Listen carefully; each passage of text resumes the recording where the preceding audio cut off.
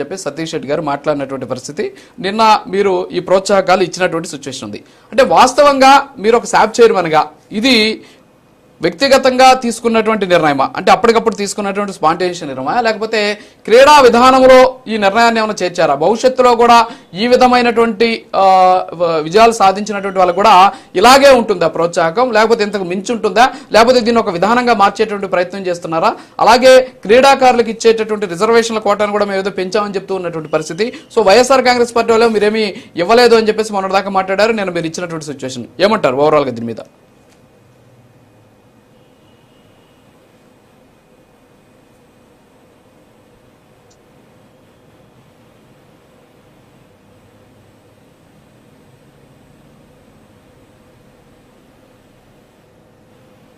మాట్లాడట్లేదు సార్, ఏం వినిపించట్లేదు.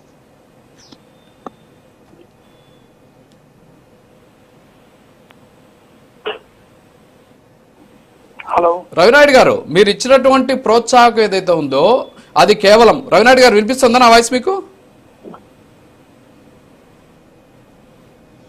రవినాయుడు గారు సిగ్నల్ ప్రాబ్లం అదేదో టెక్నికల్ ఇష్యూ లాగుంది. సో మళ్ళీ కలుద్దాం. ఓకే ఓకే శేఖర్ రెడ్డి గారు, ఇక నేను మీకు అడ్డు తగను. మధ్యలో ఆపేసి మళ్ళీ ఆయన తీసుకోరు కదా, నా వర్షం అయిన తర్వాత తీసుకోండి దయచేసి. లేదు లేదు చెప్పేసా, ముందుగానే చెప్పండి సార్. ఫేక్ ప్రచారాలా సార్? తెలుగుదేశం పార్టీ అంటేనే ఒక ఫేక్ ప్రచారం, ఒక ఫేక్ పార్టీ. ఫేక్ ప్రచారాలు అంటేనే తెలుగుదేశం పార్టీ. మర్చిపోతే ఎట్లా సార్? ఏంది శ్రీచరణి రెడ్డి గారి గురించి మాట్లాడుతూ ఉంటే ఆవిడ వచ్చారు సార్. ఎప్పుడమ్మా రాజకీయాల్లోకి వచ్చావు నువ్వు?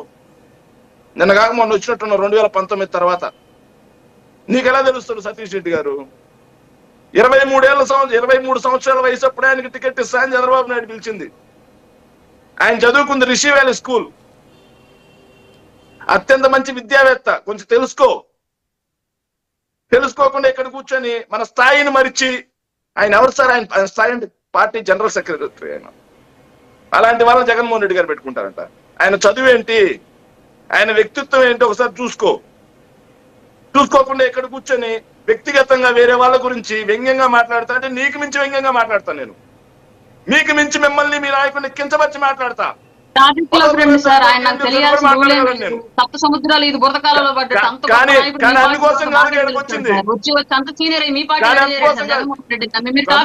మధ్యలో మాట్లాడడం స్టార్ట్ చేస్తే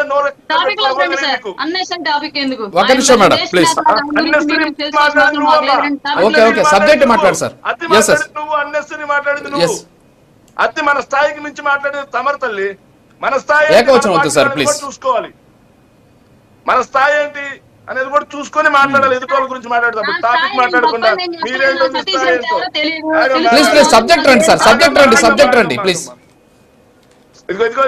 సంస్కారహీనులు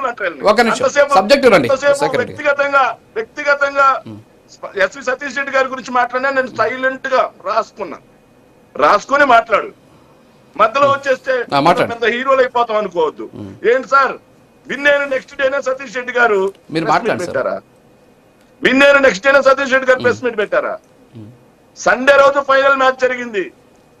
Wednesday evening 5 o'clock Satish Reddy గారు ప్రెస్ మీట్. 3 రోజుల తర్వాత సరే సార్ మీరు ప్రోత్సాహకాలు ఇవ్వలేదు, చంద్రబాబు నాయుడు గారు ఎక్కడో ఉన్నారు, సరిపోయింది, బానే ఉంది. మరి చంద్రబాబు నాయుడు గారి ట్విట్టర్ అకౌంట్ నుంచి ఎందుకు శ్రీచరణి గారి గురించి ఏదైతే మాట్లాడుతూ మీరు పెట్టలేదు, అభినందిస్తూ పెట్టలేదు? సరే ఆయన లండన్ లో ఉన్నాడు, మరి లోకేష్ ఏమయ్యారు? ప్రభుత్వం నుంచి ఏమైంది? కనీసం ఆ అమ్మాయిని అభినందిస్తూ కూడా ఒక ట్వీట్ రాలేదే శ్రీచరణి గురించి. ఇంకోటి శ్రీచరణి రెడ్డి అనుకున్నాం. అవునమ్మా, శ్రీచరణి రెడ్డి కాబట్టి రెడ్డి అంటాం. శ్రీచరణి రెడ్డి కాబట్టి రెడ్డి అంటాం. దాంట్లో తప్పే ఉంది? నల్లపురెడ్డి శ్రీచరణి రెడ్డి, దాంట్లో తప్పేంటి? కడప బిడ్డ కాబట్టి కడప బిడ్డ అంటాం, రాయలసీమ బిడ్డ కాబట్టి రాయలసీమ బిడ్డ అంటాం. What is the wrong in that? దాంట్లో రాంగ్ ఏంటి? దాన్ని ఏదో పెద్ద భూతత్వంలో చూస్తా ఉన్నారు సార్. సార్ ఒక విషయం, ఫేక్ ప్రచారాల గురించి మాట్లాడారు సార్. నేను డైరెక్ట్ గా అడుగుతున్నాను సార్. కర్నూలు బస్సు ప్రమాదం ఘటన, లక్ష్మీపురం ఏదైతే బీసీ కాలనీ హనుమంతుడి గుడి పక్కన బెల్ట్ షాప్ ఉన్న మాట వాస్తవమా కాదా? వాళ్ళు తాగిన 4వ క్వార్టర్ అక్కడ తాగిన మాట వాస్తవమా కాదా? బెల్ట్ షాపులో తాగి వాళ్ళు రోడ్డు మీద ప్రమాదానికి గురవటం వల్ల ఇది బెల్ట్ షాపులు ఉండడం ప్రభుత్వ నిర్లక్ష్యమా కాదా చెప్పండి? రాష్ట్ర వ్యాప్తంగా బెల్ట్ షాపులు ఉన్నమాట వాస్తవమా కాదా చెప్పండి? మరి బెల్ట్ షాపులు నడుస్తా ఉంటే బెల్ట్ షాపుల మీద బెల్ట్ తీయాల్సింది పోయి ఇలా ప్రజల యొక్క ప్రాణాలను గాలి కొదిలేసి వైఎస్ఆర్ కాంగ్రెస్ పార్టీ మీద మీరు ఈ రోజు విషం జిమ్ముతా ఉన్నారంటే, ప్రజల పక్షాన పోరాటం చేసి 4th ఎస్టేట్ గా నిలబడాల్సినటువంటి మీడియా కూడా ఈ రోజు ఒక వర్గం మీడియా ప్రభుత్వానికి కొమ్ము కాస్తా ఉంది. ఎందుకోసం? కొల్ల గజ్జితో కొంతమంది, డబ్బు కోసం కొంతమంది. ఇలా కాస్తూ ఉంటే వైఎస్ఆర్ కాంగ్రెస్ పార్టీ ఒక్కటే పోరాటం చేస్తూ ఉంటే దాన్ని ఫేక్ ప్రచారం అంటారా? బెల్ట్ షాపులు మేము మాట్లాడితే ఫేక్ ప్రచారమా? రాష్ట్ర వ్యాప్తంగా బెల్ట్ షాపులు ఉన్నాయా లేవా? మీ తిరుపతిలో నేను చూపిస్తా, ఛాలెంజ్. బెల్ట్ షాపులు ఉన్నాయా లేవా? అక్కడ కూర్చున్నారుగా ఒంగోలు నేను చూపిస్తా, ఛాలెంజ్. రమ్మనండి. మరి ఇలా కాకుండా బెల్ట్ షాపులను అరికట్టాల్సింది పోయి వైఎస్ఆర్ కాంగ్రెస్ పార్టీ మీద ఈ రోజు విషం జిమ్ముతా ఉన్నారు. అవును సార్, మీరు కూడా అన్నారు సార్, ఏంటి ప్రైవేట్ ఆలయం. అదేంటి సార్ మీరు? నేను ఫోన్ చేస్తే ఎక్కడున్నారు సార్ అంటే, ప్రైవేట్ గుళ్ళో ఉన్నా అండి, ప్రభుత్వ గుళ్ళో ఉన్నా అండి అని చెబుతారా, లేకపోతే గుళ్ళో ఉన్నా అని చెబుతారా సార్? సో నా ఇల్లు ఉంది ఆంధ్రప్రదేశ్ లో, నా ప్రైవేట్ హౌస్ అది. నా ప్రైవేట్ హౌస్ లో దొంగతనం జరిగితే పోలీసులు ఇన్వెస్టిగేట్ చేయాల్సినటువంటి బాధ్యత లేదా? ప్రైవేట్ రోడ్డు ఉంది, ప్రైవేట్ పొలం ఉంది, కొట్టుకొని చచ్చిపోతా ఉంటే కొట్టుకొని చచ్చిపోతున్నారు అని చెప్పి ప్రభుత్వం వదిలేస్తుందా?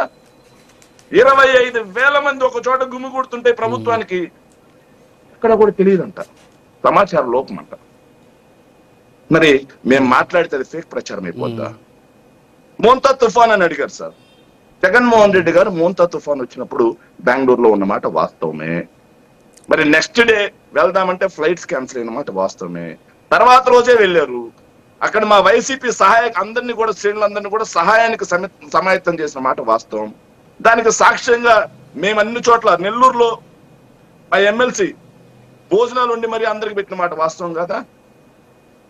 అదేవిధంగా పేరుని కిట్టు భోజనాలు వండించి పెట్టిన మాట వాస్తవం కదా? వైఎస్ఆర్ కాంగ్రెస్ పార్టీ చేసిందే ఇదంతా.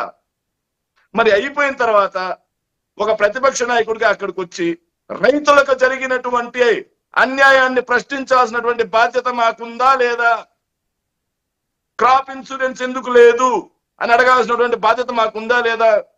ఈ క్రాపింగ్ ఎందుకు చేయలేదు అని అడగాల్సినటువంటి బాధ్యత మాకుందా లేదా?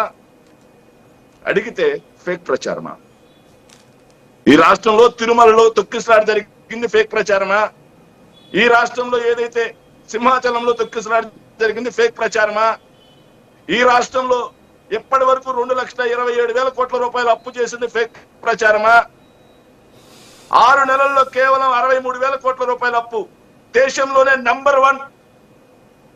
సంవత్సరం ఏదైతే నెలకి 10,000 కోట్ల రూపాయలకు పైగా అప్పు, రోజుకి 450 కోట్ల రూపాయలకు అప్పు. ఇది ఫేక్ ప్రచారమా? మేము అడుగుతున్నాం. వీళ్ళు సంక్షేమ పథకాలు పూర్తిగా చెప్పినట్టుగా అమలు చేయలేదు అనేది ఫేక్ ప్రచారమా? వీటిని మేము అడుగుతా ఉంటే ప్రజల పక్షాన పోరాటం చేయాల్సినటువంటి మీడియా ఈ విధంగా మాట్లాడుతుంది. అసలు ఫేక్ ప్రచారం అంటే ఏందో తెలుసా సార్? గత 5 ఏళ్లలో చేశారు కదా సార్.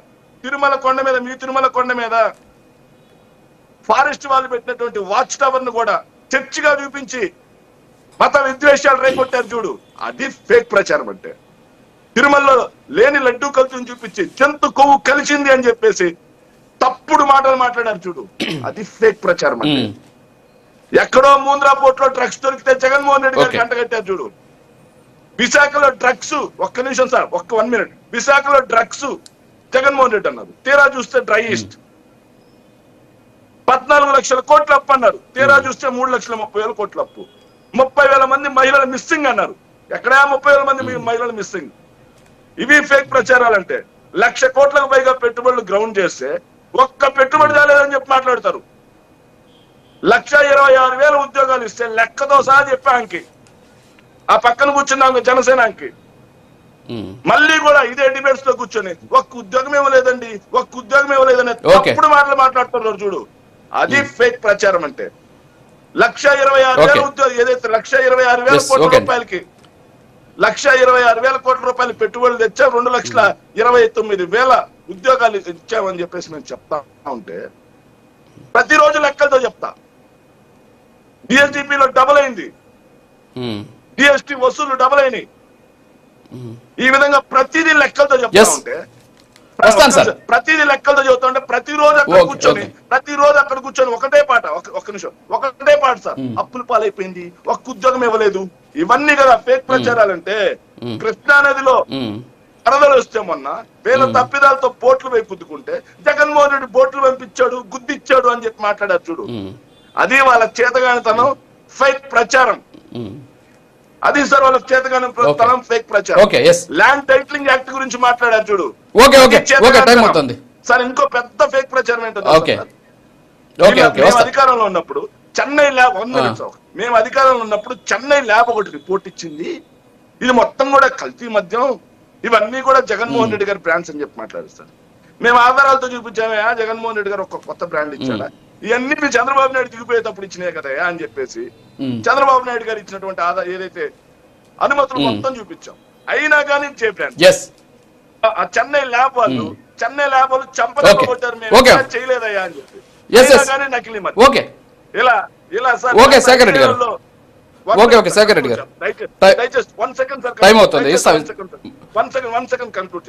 చాలా టైం ఇచ్చా మీకు సార్. 1 సెకండ్ సార్ ప్లీజ్, దయచేసి కన్క్లూడ్ చేస్తున్నా.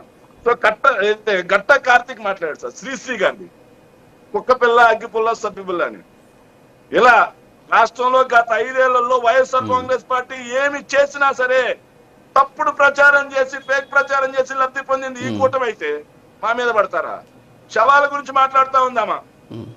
నేను మాట్లాడాను అనుకో, ఎవరమ్మా శవం, ఎవరి శవాన్ని అడ్డు పెట్టి పార్టీ పెట్టారు? కొంచెం మాట్లాడేటప్పుడు తల్లిని, అన్నని తిట్టి, తల్లిని తిట్టారని చెప్పి మాట్లాడి పార్టీ పెట్టాడు. సుగాలి ప్రీతి శేఖర్ రెడ్డి గారు, శేఖర్ రెడ్డి గారు ఒక్క నిమిషం ఆగండి ప్లీజ్. ఒక్క నిమిషం ఆగండి. ఒక్క నిమిషం ప్లీజ్, ఒక్క నిమిషం. 1 మినిట్ సార్. ఒక్క నిమిషం శేఖర్ రెడ్డి గారు. మేడం ఇస్తాను. ఒక్క నిమిషం శేఖర్ రెడ్డి గారు ఆగండి. శేఖర్ రెడ్డి గారు ఆగండి ప్లీజ్. శేఖర్ రెడ్డి గారు ఆగండి. శేఖర్ రెడ్డి గారు ఆగండి ప్లీజ్. రవినాయుడు గారు సార్ ఒక్క నిమిషం ఆగండి ప్లీజ్. ఆగండి. రవినాయుడు గారు గుడ్ మార్నింగ్ అండి. సో నా వాయిస్ మీకు వినిపిస్తుంది అనుకుంటాను. సో ఏంటి అసలు శ్రీచరణికి సంబంధించి ప్రభుత్వం ఏం పట్టించుకోలేదు తొలుత. వైఎస్ హలో వినిపిస్తుందా? రవినాయుడు గారు వినిపిస్తుందా? హలో రవినాయుడు గారు, నా వాయిస్ మీకు వినిపిస్తుందా? హలో రవినాయుడు గారు. ఓకే. అజయ్ కుమార్ సజ్జా గారు గుడ్ మార్నింగ్. శేఖర్ రెడ్డి గారు మాట్లాడి